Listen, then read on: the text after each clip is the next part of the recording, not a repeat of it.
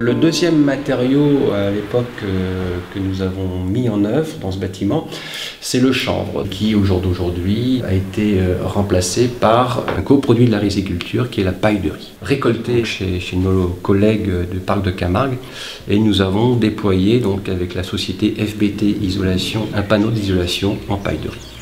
Donc là nous sommes au début des moissons, ça fait voilà, on a démarré le lundi de cette semaine, donc fin septembre.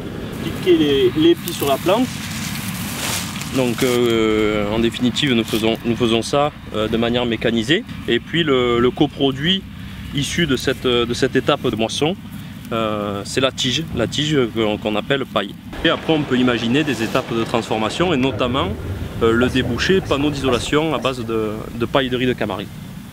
Cette paille de riz qu'on a vu récolter en Camargue, elle est défibrée, c'est-à-dire qu'elle subit mécaniquement une action qui permet de passer d'une paille de riz très hétérogène à une paille de riz plus calibrée, de façon à pouvoir être travaillée sur notre ligne de nappage.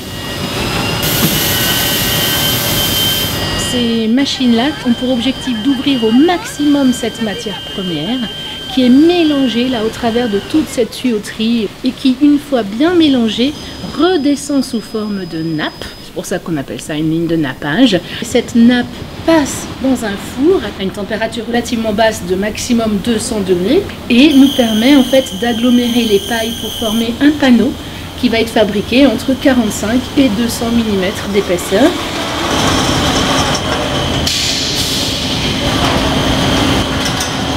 Et qui ensuite pourra être mis en œuvre sur des chantiers, dans des ossatures bois, sous des chevrons, dans une ossature métallique avant d'être posée derrière une plaque de plâtre. Voilà, toutes les poses habituelles des panneaux isolants. C'est très efficace, culture locale, circuit court, et puis ça correspond beaucoup à ce que nous on souhaite mettre en place, puisqu'on travaille chez Xébois en sous-marin sur le développement de ces filières-là, notamment la paille de riz, la balle de riz aussi que nous avons déjà utilisée. Donc le particulier est de plus en plus sensible à l'éco-construction, mais il ne connaît pas toutes les ficelles et les fournisseurs qui existent avec les matériaux divers et variés. Là, je vous emmène voir un chantier de rénovation qui est piloté par monsieur Michel Ayou.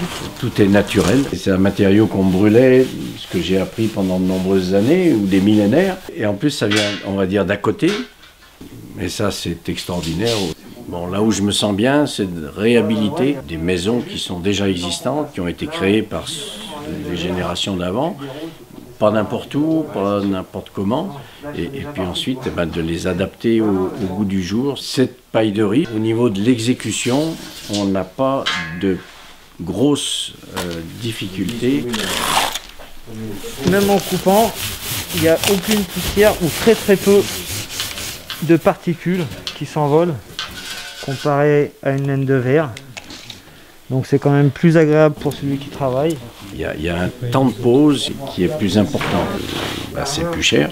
Ensuite, ce coût économique, il faut pouvoir le vendre. Et pour le vendre, eh bien, il faut avoir les arguments qu'il faut. Il faut dire qu'on est dans le biosourcé, etc. Et puis qu'on a un confort d'été, c'est-à-dire qu'on ne sera pas obligé l'année prochaine d'acheter une pompe à chaleur pour climatiser l'appartement. Ça fait tilt, j'espère que d'autres entreprises pourront l'utiliser.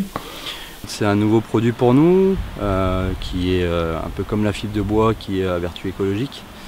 Donc ça permet de diversifier par rapport à d'autres négoces qui n'ont pas forcément ce produit-là, d'avoir des clients qui sont attachés à cette fibre écologique, pouvoir leur proposer des produits comme ça. Le gros avantage aussi, c'est que c'est un produit local, et surtout quand on voit les canicules qu'on a l'été, on va tous être amenés à penser de plus en plus à ça. Donc c'est aussi pour ça que j'ai bien aimé ce produit et que je l'ai proposé à certains clients. C'est vraiment le début. Je pense que ça peut se développer et ça peut aller que de mieux en mieux.